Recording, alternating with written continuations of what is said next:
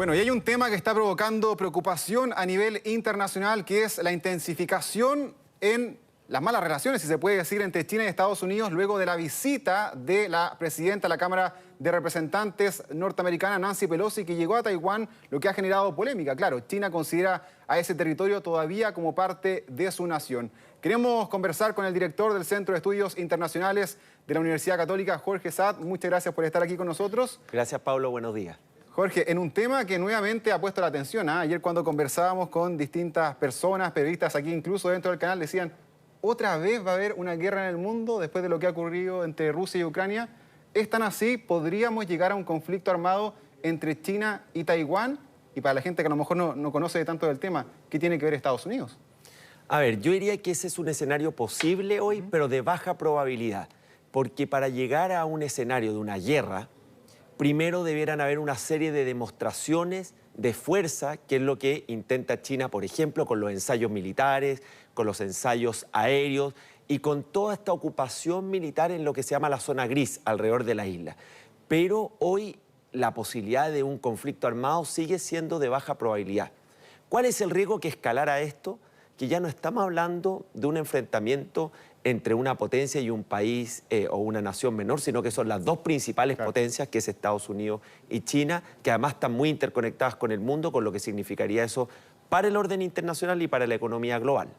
Hoy día ha realizado diferentes reuniones la presidenta de la Cámara de Representantes, Nancy Pelosi. No sé si tenemos esas imágenes porque ella se ha mostrado ahí bastante activa. Estuvo con miembros del Parlamento, estuvo con la presidenta de Taiwán y fue enfática en dos cosas. En primer lugar, en decir, nosotros como Estados Unidos apoyamos a Taiwán. Nosotros creemos que debiese haber más democracia en este continente y no tanta autocracia, haciendo alusión justamente a China, pero ha dicho también las palabras que muchos esperaban de que Estados Unidos persigue la política de una sola China, dejando justamente de lado de que no hay relaciones diplomáticas con Taiwán y sí reconocen a China como una sola gran nación. ¿Cómo crees tú que va a afectar la relación entre China y Estados Unidos por esta visita que ha tenido obviamente un protagonismo bastante amplio?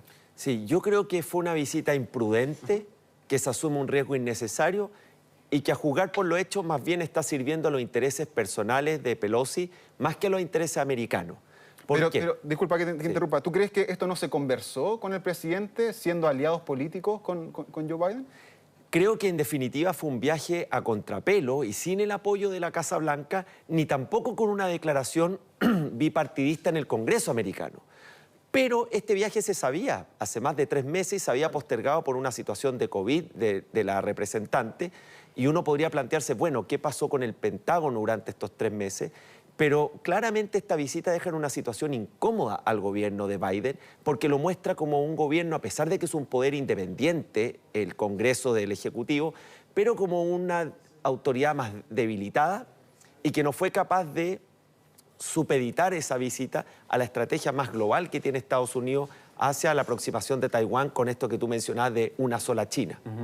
Ahora, si bien tú dices que a lo mejor esto puede ser imprudente, que tiene también mucha noción, ¿no?, de personal de Pelosi, sobre todo porque vienen elecciones a final de año en Estados Unidos, ¿no crees que también esto le ha servido a la Casa Blanca para medir a qué está dispuesto China, por ejemplo, a actuar en este tipo de situaciones, así eventualmente podría invadir o no Taiwán? Porque China, la respuesta que está teniendo por ahora ha sido, en primer lugar, quitar alguna relación comercial, algún intercambio con Taiwán y hacer estos ejercicios militares ahí en el estrecho de Taiwán y en la zona del mar meridional. Pero no ha hablado de una invasión o de llegada de militares y tropas justamente a esta isla. Efectivamente, la primera reacción de China es que aumenta sus ensayos militares, aplicó algunas que se llaman retaliaciones comerciales y probablemente algunas sanciones diplomáticas, de aislar más aún a la isla.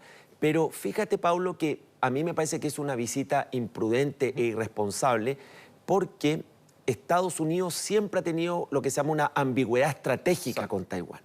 No la reconoce como una nación soberana e independiente, pero le presta apoyo militar y comercial. Pero por otro lado es imprudente porque China a fin de año tiene el Congreso del Partido Comunista donde Xi Jinping busca reelegirse por 3.ª vez. Entonces esto exacerba ese nacionalismo que ha venido promoviendo el presidente de China y esto da un nuevo motivo de legitimidad para ese gobernante considerando que China no está teniendo buenas cifras económicas. Entonces Creo que en definitiva esto deja en una posición incómoda a Estados Unidos y esperemos, obviamente, que esto no escale y, como tú mencionabas, solo quede a nivel de demostraciones de fuerza, pero sin que derive en otro tipo de acciones. Claro, China también tiene que mostrarse fuerte, ¿no? Internamente para su público interno y también dar señales, por ejemplo, a otras zonas, como el caso de Hong Kong.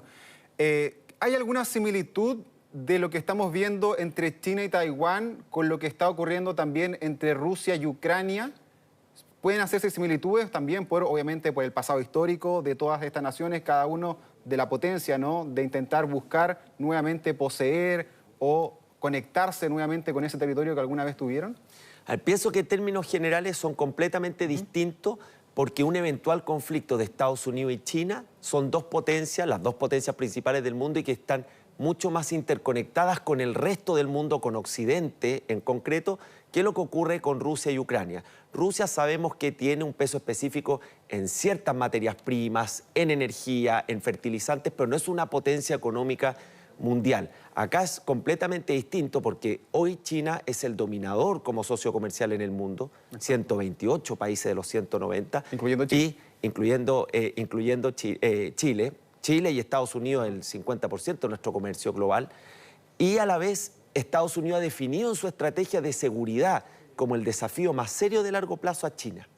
Entonces entraríamos en otra dimensión de conflicto que tendría un impacto global mucho mayor que la guerra ucrania. La única similitud es que estamos viendo un fenómeno en la globalización de que se está rebalanceando el poder y se están reacomodando ciertas alianzas. Por ejemplo, se está fortaleciendo la relación de Rusia con China. O si incorporamos otros actores del Asia Central, Irán. Entonces, lo que podemos ir viendo hacia el largo plazo es que hoy día hay menos contención a los conflictos, el multilateralismo no está pasando por su mejor época. Exacto. Y que podemos ir hacia una globalización más fragmentada, más organizada por bloques que lo que hemos tenido en estos últimos 50, 60 años, que es un mundo más interconectado a nivel global. ¿Tú ves a un Taiwán quedando de la misma forma en que está ahora? De la misma forma, por ejemplo, no siendo considerado como un país a nivel internacional. Son muy pocos los países que han declarado como una nación independiente, ¿no? A Taiwán, cerca de 15 países. Paradójicamente, ninguno de Asia, ¿no? La mayoría en América y también en algunos países de Oceanía. Y te lo digo porque obviamente China también ha puesto presión en muchos países que ha dicho el que comercia con Taiwán no comercia con nosotros. Tú decías, el gigante asiático es principal socio comercial de muchas naciones. ¿Le conviene a Taiwán mantenerse de esa forma o tú crees que la principal aspiración es convertirse derechamente en un país independiente? A Taiwán no le conviene la desestabilización de la zona regional que pudiera crear un conflicto.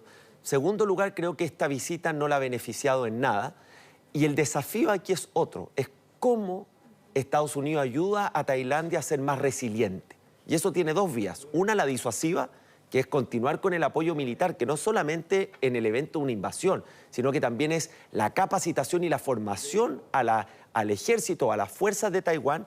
Y por otra parte, Estados Unidos debiera acelerar, podríamos decir, una suerte de acuerdo comercial con Taiwán que fortalezca esa relación de intercambio entre ambos países y que por lo tanto la haga menos dependiente de lo que es el comercio regional y en concreto con China. ¿Cómo ves tú también el futuro de estas dos grandes potencias de China y Estados Unidos? Estados Unidos se ha visto envuelta en estos últimos conflictos y sobre todo ha sido muy criticada durante el gobierno del presidente Joe Biden en términos de materia internacional, ¿no? Tuvo una salida caótica de Afganistán, viene ya con muchos problemas, ¿no? Desde la administración Trump en cuanto a la relación con sus socios, con Europa, con distintos organismos internacionales, la pandemia, la crisis económica le ha afectado mucho a Estados Unidos, tiene esta quiebre comercial también con China. ¿Cómo ves tú la evolución del camino de estas dos principales potencias? Sobre todo porque China está creciendo también en la cantidad económica, ¿no? En el poder económico que tiene. Claro. A ver, los datos muestran que China se encamina a ser la principal economía mundial de aquí al término de la década. Tiene una presencia no solamente comercial, sino de inversiones muy fuerte en África, crecientemente en América Latina, en ciertos sectores estratégicos de Europa y obviamente en su zona regional. Ese es un dato y todo indica que va hacia esa dirección. Estados Unidos enfrenta problemas muy serios de su política doméstica, que sin lugar a dudas lo distraen de la política exterior. Una fragmentación política, un partido demócrata en el cual el presidente Biden no ha podido tener control, un partido republicano que también tiene sus propios debates y una sociedad que está mucho más exacerbada. Ese debilitamiento de la política local de Estados Unidos también le hace perder influencia y poder a nivel global. Militarmente Estados Unidos sigue siendo incontrarrestable en su poderío, pero todo indica que estamos en un periodo de rebalance del poder a nivel global con el ascenso de China y con una desaceleración o pérdida de la influencia que tuvo Estados Unidos, esta hegemonía a nivel global que tuvo los últimos 70 años. Tú decías que es poco probable, se tienen que dar mayor cantidad de señales para que finalmente haya una guerra entre China y Taiwán. Sin embargo, hay algunos medios que hoy han indicado que los ejercicios militares que va a realizar China durante esta semana van a ser históricos porque van a estar muy cerca, incluso pasando las 12 millas náuticas de Taiwán, es decir, muy cerca ahí de la isla. Van a haber proyectiles que incluso van a sobrepasar los aires de esta misma nación, un contingente bastante desplegado de armada, del ejército, también de la Fuerza Aérea de China. ¿Le conviene a entrar en un conflicto armado en estos momentos y también considerando de que Taiwán no es Ucrania en estos momentos? O sea, Taiwán tiene un poderío militar bastante grande, es un país desarrollado, ¿no?, económicamente fuerte, también podría hacerle bastante peso. ¿Le conviene a China hoy o alguna vez recuperar esa isla? Creo que hoy día a China no le conviene un conflicto armado con Estados Unidos, sería una devastadora noticia para el mundo, pero los expertos en juegos de guerra dicen que para llegar al escenario del conflicto armado directo hay varios pasos previos y que incluso las pruebas nucleares serían más bien de demostraciones más que un ataque directo a una población. No le conviene a China, China también está enfrentando sus propios problemas económicos, pero tiene este Congreso del Partido Comunista a fin de año que pone los incentivos políticos para dar muestras de fuerza, de nacionalismo para Xi Jinping, pero no le conviene tampoco a China porque, ojo, China tiene una exposición hacia el mundo occidental muy importante económica y esto también tendría un efecto rebote y terminaría impactando su economía, como también a Estados Unidos. Algunos piensan que para Estados Unidos esto podría unir a su pueblo porque considera a China como la principal amenaza. Pero son tales los niveles de problemas económicos que tiene y de inflación Estados Unidos que esto le añadiría un problema más y por lo tanto terminaría siendo castigado, creo yo, por la sociedad americana. Pero en la peor eventualidad de que finalmente se diera una invasión, por ejemplo, muchos subestimaron lo que iba a hacer Rusia, ¿no? Muchos creían que iban a hacer ataques al Donbass y finalmente terminó bombardeando todo el territorio ucraniano. Obviamente, tú hiciste la comparativa ahí, son distintos procesos, son distintas culturas, son distintos momentos, pero podría darse, ¿no? Está dentro de las probabilidades de que China finalmente decida invadir Taiwán. Y en ese escenario, ¿tú crees que Estados Unidos intervendría en esta guerra?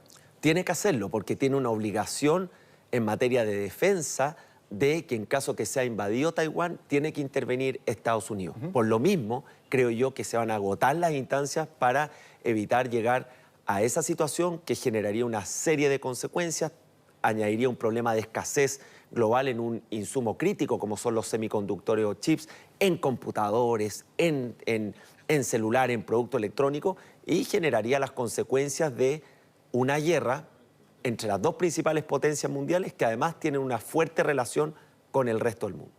¿Cómo ves tú el futuro de las relaciones en lo más próximo entre China y Estados Unidos? Justo la semana pasada hubo una reunión importantísima ahí entre el presidente Biden y el presidente Xi Jinping de manera telemática, donde abordaron diferentes temas, no solamente el tema de Taiwán, ellos también están preocupados por el tema económico que tú decías, el mismo tema de Ucrania, el tema de la seguridad global. ¿Cómo ves esta relación? Creo que lo que va a intentar la Casa Blanca es tratar de bajar el perfil a esta visita. A esta visita relámpago, bajar el perfil y continuar su política con Taiwán de apoyo militar y apoyo económico que habíamos comentado. Para Estados Unidos su principal amenaza hoy día es China, no Rusia. Rusia es una nación incómoda con todo lo que hemos visto, con los ciberataques incluso en el pasado, con las acusaciones de injerencia en las elecciones presidenciales. Pero su estrategia de seguridad declara como el mayor desafío de mediano plazo a China, porque es la potencia desafiante frente al incumbente que es Estados Unidos. Pero muchos de los desafíos globales, Paulo, requieren la colaboración de ambos países y yo creo que vamos a estar en una situación de competencia estratégica, muy confrontada en algunos planos, pero para temas de cambio climático, de enfrentar pandemias, el terrorismo, se requiere la colaboración de las dos principales potencias. Exactamente. Bien, un tema interesante que también tiene ahí sus repercusiones a nivel internacional y que nosotros, pese a que estar tan lejos, a miles de kilómetros, también podría afectarnos. Ya lo hemos visto con la guerra entre Rusia y Ucrania. Jorge Sad, director de Estudios Internacionales de la Universidad Católica de este centro, muchas gracias por haber estado aquí con nosotros en Mega Noticias Alerta. Muchas gracias, Pablo, y que tengan buenos días. Igualmente.